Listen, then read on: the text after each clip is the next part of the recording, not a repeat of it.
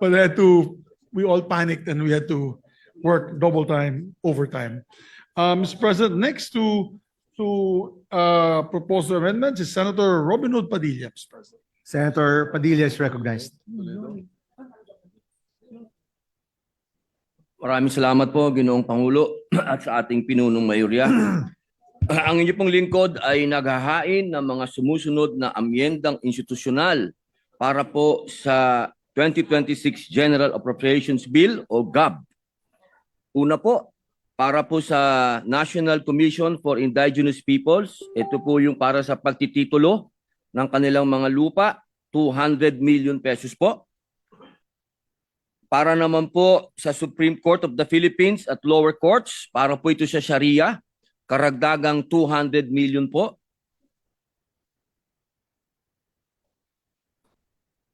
Para po sa National Commission on Muslim Filipinos, 137,500,000 pesos para po sa promotion, development, management, and preservation of Muslim cultural centers, heritage, holidays, festivities, and cultural activities of its regional offices, NCR, Region 9, Region 10, Region 11, Region 12, North Luzon, South Luzon, Visayas, Lanao, Sulu, and Tawi-Tawi. Madrasa Rehabilitation and Improvement Initiative for conducive learning spaces for Muslim Filipino youth. Pang-apat po, para sa Cultural Center of the Philippines sa programang Cinemalaya Philippine Independent Film Festival, karagdagang 10 million pesos. Para po sa University of the Philippines, Institute of Islamic Studies, Diliman, karagdagang 10 million pesos po.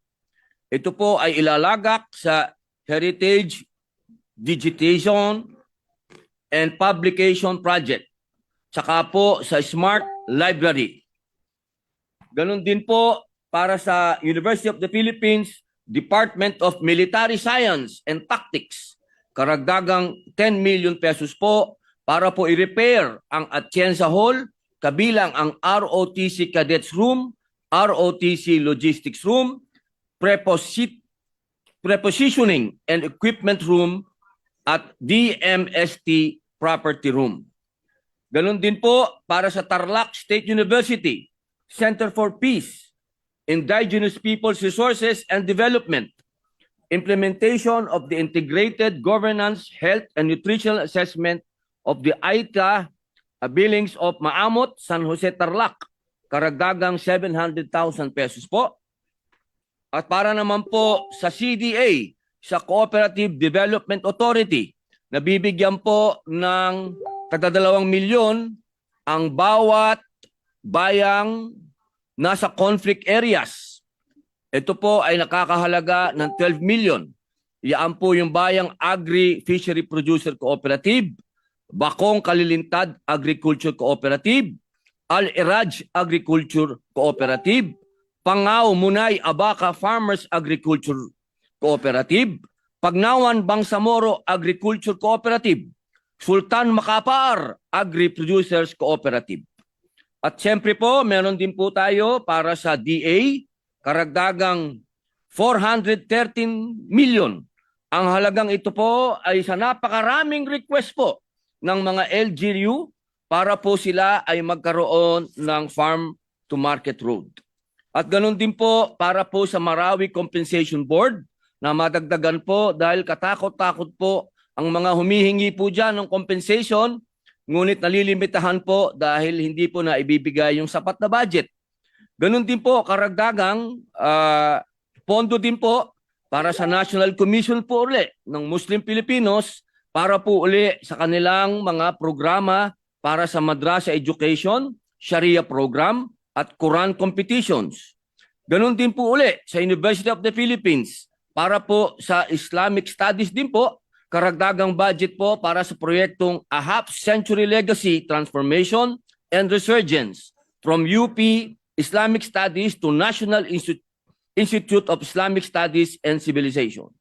Para din po sa DOJ Victims Compensation na matagal na po nating napag-usapan dito sa plenaryo, na kailangan pong bigyan ng budget ang mga biktima po of unjust detention, yung mga nakulong po na mga pagkakamali. Napakarami po nakukulong na ganyan. Yung tinatawag po nating mistaken identity. Para din po sa National Commission of Indigenous Peoples po uli, karagdagang budget po para sa kanilang cultural services o serbisyong pangkatutubo. Para din po sa DSWD, karagdagang pondo po para sa implementasyon po ng first 1,000 days program na tumututok po sa kalusugan ng mga buntis po, sa mga bagong panganak na nanay at bagong panganak na sanggol. Ito po ay matagal na po nating inihingi na bigyan po ng pondo dahil napakahalaga po na nasa sinapupunan pa lamang ang bata ay malusog na po yung nanay at yung pong bata. At hanggang sa silang po. Ganon din po sa DOH uli.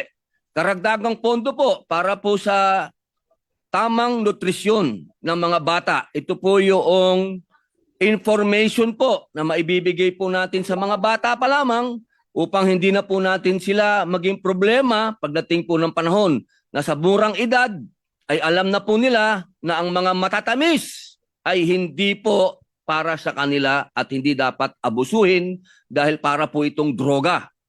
Ganon din po uli para sa PNP, AFP, DND, para po karagdagang pondo upang maharap po nila ang paglaganap muli ng droga sa iba't ibang lugar na ibinabagsak po sa karagatan na pumapasok po sa ating bansa.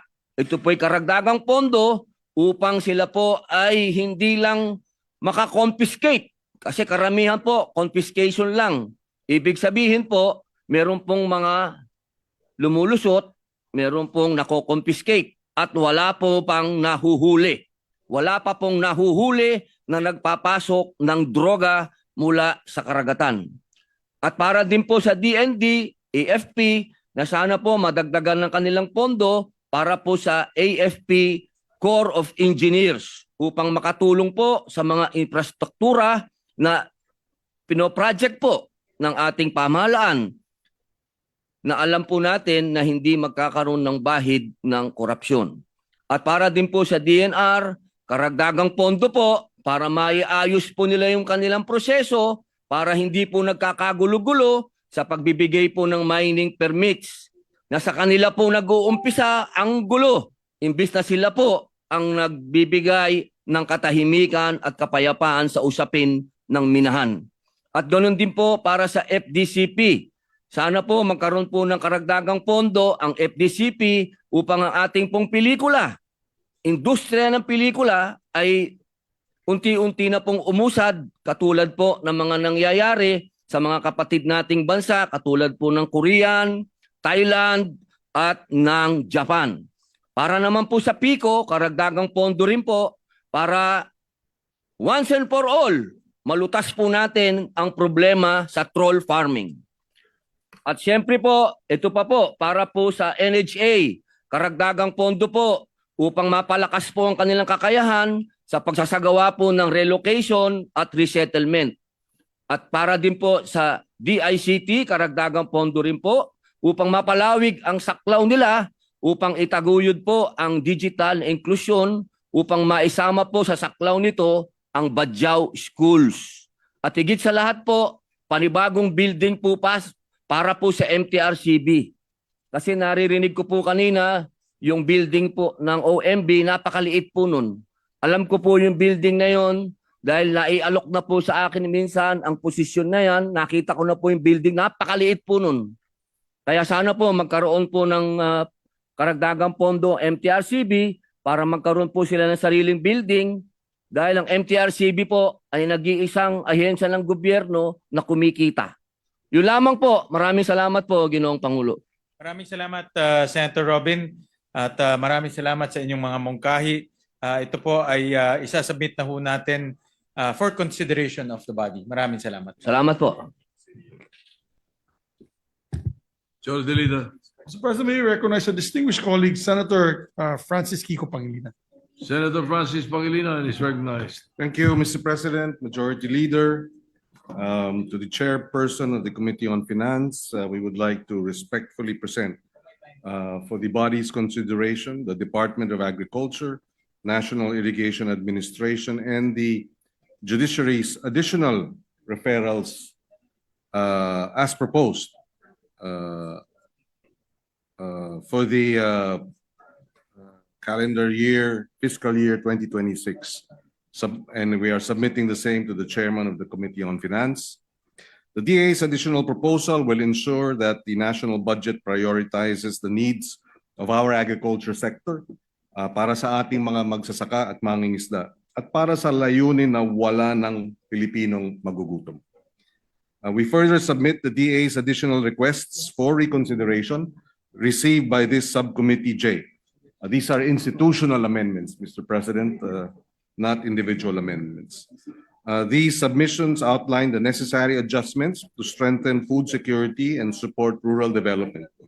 We request the body's favorable review of this vital budgetary requests by the department itself. The Deep Water Ports for Fish and Agri-Industrial Production Project of the Philippine Fisheries Development Authority for the establishment of deep water ports to improve fish landing, handling, and cold storage logistics in Occidental Mindoro, Zamboanga del Norte, and Albay, ensuring more reliable access to affordable fish and other marine products. This is 2.4 billion pesos. Transition Fund for the implementation of the Animal Industry Development